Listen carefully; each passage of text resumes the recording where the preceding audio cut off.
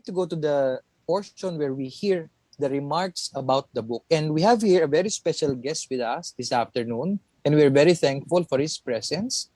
May I call on Reverend Father Napoleon Jun Sipalay, the former prior provincial of the Dominican province of the Philippines, for his remarks about the Talambuhay ni Santo Domingo. Father Jun, magandang hapon po. Magandang hapon sa inyong lahat. I pray Jigs and the PDE and the leadership of Prime Mike, sila Pray Jason. Congratulations po sa launching itong Talambuhay ni Santo Domingo. I already mentioned to Pray Jigs and he read it a while ago that I really found the book not only for congratulations. I think it's the book I've been looking for. Hindi ko kasi matatago yung aking excitement nung mabasa yung book na gusto ko talagang makilala sa Santo Domingo sa paraan na ipipresent. Hindi yung parang karamihan kasi ng mga talambuhay, no? Nilalagay agad siya sa taas. Ano? Pero Dominic was born in his time. Kaya maganda pagka-present ni Fry Jigs. Kung mayroong word man na gusto kong gamitin, no, sa pag-describe dun sa book, ito yung yung synthesis, no? I think if there's a word for the genius of St. Dominic of his time was the way he was able to synthesize the elements needed for the church's renewal. He even found the preaching from the heresy, no?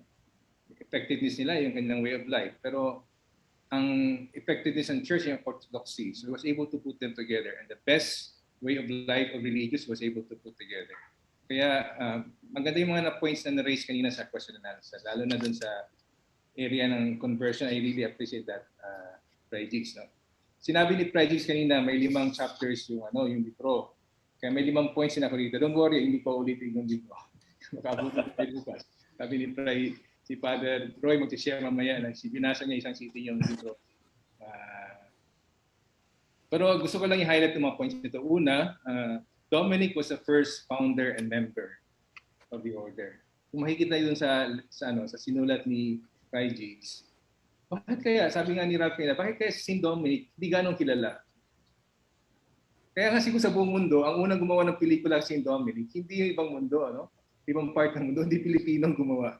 Kasi hindi nga talaga kilala Santo Domingo eh. Pero that is what he wanted really. To be honest, that's what Dominic wanted to present. Hindi makilala siya, kundi makikilala ang Diyos. And maybe to be honest, dun sa pagbasa mo kay Fry Jigs sa mga ginawa niyang kwento, kahit ngayong last na room where he stayed, kay Monet at Cremona, he was a very popular canon lawyer, if I'm not wrong, at that time. No? Sila Reginald of Orleans, makilalang canon lawyer. Si Jordan of Saxony, very powerful preacher. Kaya pag nakita mo talaga, Dominic was one of the many preachers of the time. But he was able to capture the spirit, yung imagination ng how to be really effective preachers at the time. He was able to put all the elements needed to solve the problem in the church in terms of how to curb. Kung meron man tayong heresy ngayon, kung meron man tayong pandemic, paano ba ipaplati yung curve? Dominic thought of, paano ba natin mapaplati yung curve ng heresy? And Dominic was able to capture that, no? To go back to the inspiration of the scriptures, the apostolic community. Actually, he rediscovered apostolic life. Kaya si Pope Francis, nung letter niya sa order noong May 24, 2021, sinulat niya kay Father Master of the Order that each saint is a mission. To quote him, each saint is a mission planned by the Father to reflect and embody the specific moment in history, a certain aspect of the gospel. And Dominic was able to really embody that being a preacher. And not only in terms of preaching the word, but he lived it. No? That witness and the word. And later we will see, kung babasahin natin yung kwentong nilahan ni Fry Jigs, kung paano talaga niya pinag-aralan yung salita ng Diyos. Kaya kung hayaan niyo po ako, let me just follow siguro sa 5 points nito. Maliban Dominic was one of the preachers, the first founder and member of the preachers. Yung pangalawa, gusto ko yung pagkakalahad ni Fry Jigs sa teacher niya kanina, binudburan niya ng mga tula. Kasi I always believe the one who can really transform society are the poet. Nakikita, may ibang pananaw sila eh. Nakikita nila yung mas malalim na pananaw. Kaya nga kung si Santo Domingo, pangalan pa lang, Dominic, it means he belongs to God. Sabi ni Fry Jigs, yung translation niya ay tauhan ng Panginoon. Kaya gusto ko yung mga translation ni Fry Jigs sa mga English text na nabasa ko eh. Tulad ng sinabi sa English text, at Calaruega, Dominic had discovered the fire of the gospel. At Palencia, he discovered its light. At Osma, he experienced its inward tenderness. So sinabi ni Fry Jigs sa libro niya, sa Calaruega niya natuklasan ang naglalagablab na apoy ng Ebanghelyo. Sa Palencia, bumuka ang isipan niya dahil sa taglay nitong liwanag. At sa Osma niya naranasan ang malambing na yakap nito. Actually, medyo pasensya ka na, Fry Jigs, na nabubulol ako pag Tagalog eh. Pero I really like the way it is translated na kasi sa Calaruega doon niya natutunan sa mother niya yung gospel, no? Live even giving the choicest wine kung wala nang magbigay. Kaya doon sa kwento makikita yung kwento doon tungkol sa alak na yun, ano? Kaya nga yung Dominican daw sabi yung ating first miracle lagi nakaka-associate sa alak, no? Yung nanay niya sa alak, sa innkeeper sa alak din. Alang yung Dominican literally we take it, no? Nalalasing tayo. Pero sana, yung totoong pagkasingan natin ay hindi sa alak, no? Sa spirit. No? I hope you will be possessed by the word of God. May ba kaming kurista dati? Siguro mga pili sa Davao, no? May isa doon na napakatahimik pag hindi siya nakainom. Pero pag nakainom, nagpapagong anyo niya eh. Sana dito yung brother na yun. Itagos pangalang Del Rani. What I'm trying to say is, Dominic saw the fire of the gospel, no, through his mother. He studied that in Valencia. Sabi nga ni Fry Jigs dito sa sinulat niya, hindi lamang sa pagmemorya, no, kundi pagsasabuhay na salita ng Diyos.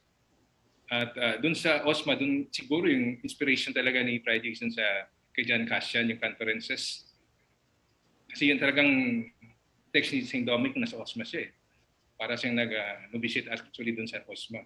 And later, when he discovered the need, that was the big foundation he had for his ministry. Kaya gusto ko yung pagdalahad ni Fry Jigs na binudburan niya ng mga makatang salita ng libro. I really would like you to read those texts. Pangatlo, magandang nabanggit ni Fry Jigs na sa kanyang kwento ang pag-arawan kay Santo Domingo ng poor Senex. No? Sabi niya, quoting Saint Blessed Jordan of Saxony, sa aking paningin, si Dominic ay masasabing mistulang batang matanda, poor Senex. Sapagkat kung ang pagbabatayan ay ang gulang niya, walang alinlangan na sa isa lamang siyang batang pastit. Ngunit ang kanyang kilos, pananaw at pagkatao ay pagkatao ng isang ganap na matanda. So, alam natin na kahit sa Palencia, where he found the light of the gospel, hindi tulad ng mga kabataan ng time. Habang iba ay naglulusay ng pera sa pag-iinom, barkada, o kaya pag-aaral ng mga siyensya hindi naman kailangan sa kaligtasan ng tao, Dominic spent the day and night contemplating the Word of God. And when he saw the response, the call for the Word of God, no? Nung naglalakad siya sa kanyang dormitory at papunta dun sa eskwelahan niya may nagugutom, naalala niya yung nangyari sa Calaruega. Kaya binigyan niya yung kanyang mga furniture. Kung wala na siya mabigay, binigyan niya yung kanyang book, which was very important for his study. So magandang yan eh, yung hindi yun nagagawa ng isang bata, no? Yung ganon, yung isang malawak na pag-iisip. Sabi ko nga, bago nagkaroon ng community pantry dito sa Maginhawa Street sa Quezon City, may community pantry sa St. Dominic nun kasi na-encourage ng ibang tao, yung mga professor na, estudyante, ibigay kanilang mga tulong sa mga nagugutom. Kaya nga siguro kung boy St. Dominic, ano kaya mukha ni St. Dominic para sa atin? Sinabi din sa libro, kinote ni Fry Jigs si Theodore, ito ay isang kamanghamanghang bagay at kaibig-ibig na pagmasdan. Ang taong ito, isang bata sa taon, ngunit pantas sa karunungan. Superior sa tawag ng naman, nauuhaw lamang siya sa justisya. At upang hindi masayang oras, ginusto niyang umilig sa dibdib ng inang simbahan. Kaysa sa walang pakay at walang layuning buhay ng hangal na mundo sa paligid niya. So nalaman ni Santo Domingo later, pero hindi lang gutom, no? Sa physical na gutom ang kailangan ng tao. He traveled in southern France, manababasa natin sa libro. There was a deeper hunger. There's a deeper hunger.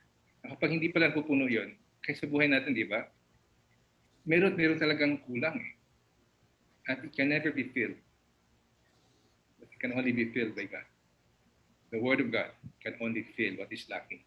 Kaya Dominic, dito nga sa sharing namin sa UST, when we were sharing for this Gospel for Sunday kasi it's about the Eucharist, no? Sabi, before even we receive the Eucharist, no? Actually, we need to be filled by the Word of God to form us, fill us, and Dominic took that role of a preacher. And that was a deeper hunger he saw in his time. Pang-apat, sa librong ito, makikita natin si Santo Domingo ay hindi lamang santo na tinataas natin sa pedestal. Kasi nakikita mo parang nangangapa siya sa simula eh. Sabi nga ni Vicaire, si Santo Domingo daw mabagal. Kung kasama yun si Bishop Diego, gawin agad natin to. Let's preach like the heretics. Dominic nakikinig lang. And you know, it took him how many years no? Bago talaga to go for the preaching ban. So it was, the first group in Prui was formed in 2006, no? At 1206 rather, 1206. Yung order talaga na-approve in 1216, 10 years, no? Ganun kabagal nag-isip si Dominic, but you know, it was a time that was the most fruitful time. Nakita niyo yung sinulat ni Fray Jigs doon na yung first community natin, hindi lang yung mga heretic women ay sabi ng Fray Jigs eh. May mga matitino ding babae sumama doon. Hindi lamang mga naging first group of nuns, andun yung friars, andun yung mga lay people, andun yung mga kabataan, andun yung mga diocesan priests. So sa mind ni Dominic, all forms of life or states of life in the church should be, siguro maaga sa aking isipan na yung pagiging baptized natin, hindi lamang sa mapari at pag-preach, sa lahat ng forms of life. Kaya I'm happy sa PLE, ginagawa niyo ito. No? Kasi pinagpatuloy niyo yung baptismal call niyo. No? What Dominic would like to envision for the Dominican family. So Dominic, nangangapa din siya doon sa simula. Sabi nga niya, sabi ni Fray Jigs, actually gusto ko nga gawing pelikula sana yun eh, pero magasto siguro yung dumating na yung mga crusades, no? Kasi pinatay nila yung sinabi nga ni Fray Jigs, yung secretary si Peter Castelno, nagalit yung Santo Papa, nagpadala ng mga crusaders, and Simon de Montfort was the leader. Sabi ni Fray Jigs, baka magkaroon ng impression Dominic supported the crusade. Dominic never supported the crusade. I think Fray Jigs was very clear about that. No? Present niya yung fact na even in the midst of crusade, Dominic was there, continued preaching. Gusto ni Dominic, convert yung tao, hindi sa pwersahan because of the power of the sword, but to be converted because of the power and strength of the Word of God. He continued that. Alisan na yung mga legates, Dominic was left alone. Namatay si Diego. Buti namatay si Diego, no? Kung naging buhay si Diego, baka ang tawag sa atin hindi Dominican. Baka Jigonian. Namatay si Diego. Dominic was left alone, fatherless. He was with a group of nuns, no? First group of diocesan priests, lay people, and people, and he prayed, no? Even for those who were attacked, no, by the crusaders. What will happen to sinners? Lord, have mercy. What will happen to sinners? Pero nung Dominic was very sure when God revealed to him, kahit sino walang kapagpatigil sa kanya. I know what I'm doing. He was stupefying deeply, sabi nga iba. He was so stubborn to follow the will of God. Siguro, ang last point ko dito, ipandima yung tamang-tama talaga itong offer na book sa 800 years of the Dies Natalis Saint Dominic. Also with our celebration in the Philippines, sa 500 year of Christianity. Mababasa doon sa last part, kahit sinabi ni Fray Jigs, medyo dinoma na yun sa story ng book, yung second chapter. But that was very important. Kasi yung hindi nagawa ni Dominic, sabi di ba, he would like to go to the Cumans, yung mga barbarians. So yung unang narinig na kay Santo Papa kasama si Diego after mag-fail yung mission sa Denmark. Sinabi dun sa sulat ni Fray Jigs, yung hindi pagpunta ni Dominic sa Cumans, nagawa. No? Second general chapter. Padala siya sa Eastern Europe. Diba? Maybe, sinabi siya mga place yun eh. Actually, ginugol ko nga yung mga place na yun, Serbia, no? Wallachia ba yan? Yun yung mga part na gustong puntahan ni Dominic. But the young people were able to go. Continue his dream. We would like it to happen again. Hopefully in our time. I know 500 years of Christianity means a lot for us. I don't mean that you have to go to before you know it, no? Habang nakikinig ako sa mga chapters, andun na pala kayo sa sa Hawaii, sa US, ganoon na pala Japan, may Middle East pa, no? So I think the PLE are already scattered all over and bringing the influence. But I think the challenge of preaching, as Bruno Cadoro mentioned, is that it has taken many forms. It's not only with what we're doing as friars or the active sisters or the contemplative nuns, but your life is your preaching. So whatever a Dominican does, his preaching. It's 24 hours, does not sleep, continues. So patuloy natin yung preaching ni St. Dominic. Sabi nga ni Father Gerard Timor, Master of the Order, no? When he wrote a letter in these Dies Natalis, kung mapakilala siya, I'm a Dominican, sabi sa kanya, you're medieval. Parang sinabi, hindi ka na relevant. Sabi niya, you know, we are not medieval, we are classics. Classics speaks of timely and timeless. Classics. Classics tayo. So we are timely because Dominic responded to the need of his time. And that response always has an element of timeliness. It's always not taking a different form. Kasi sabi nila, Dominic did not leave any homilies.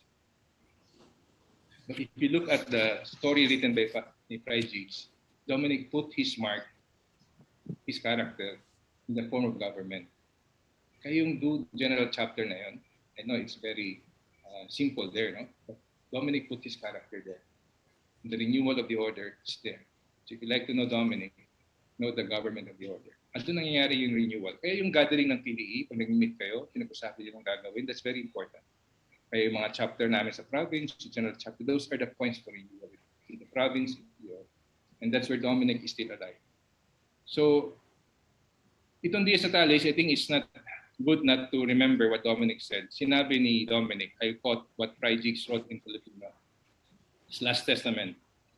Matuto kayong umibig, bantayan ang kapakumbabaan at magtayo ng inyong kayamanan mula sa kusang loob ng pagyakap sa kahirapan.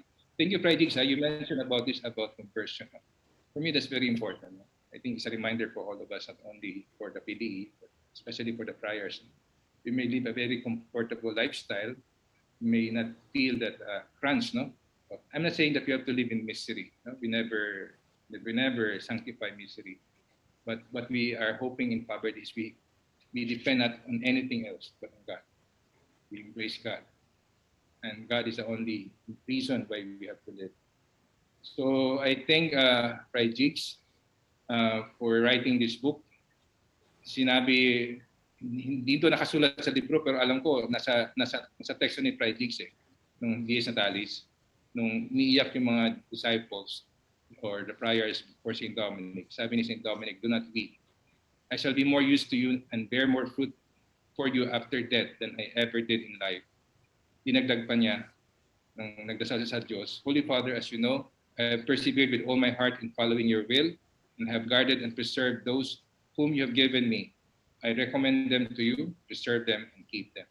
I believe this inspiration of the PDE is a way of St. Dominic, no? Telling us, no? That we are under his care. And if Dominic wanted us to continue and make him important in our time, to continue what he has started at preaching. So please, grab your copy, no? Ako talaga, inspired ako, Fridays. Pasensya lang talaga kasi I'm adjusting in my work here. Dami yung na-lista. 92 sila, yung mga paring kasama. But I'm really happy to be part of the book. No? And I encourage all of us here, PDE, our brothers and sisters listening to us over Facebook, to grab a book. Huh? I know Dominic will be very happy that you will remember what he wanted us to remember him, the preaching of the word. Thank you very much po. Thank you po, Father Jun. Fray Jigs, perhaps you may reply to Father Jun, no? Just even a short reply. Speaking for the PDE, ano, napakaganda ng suporta sa atin ni Father Jun ever since, and Fray Mike will attest to that. Ano, nakakatuwa talaga. So napakalakas ng suporta niya sa atin, and I have been inspired personally. Kasi pag yung binibisita namin siya doon sa Bahay Dominico, no? Talagang nagkikwentuhan kami ng kung ano-ano, no? At marami akong natutuhan sa kanya. Pero ang talagang hindi ko malilimutan, yung talagang all-out support niya sa PDE. Thank you very much, Father Jun.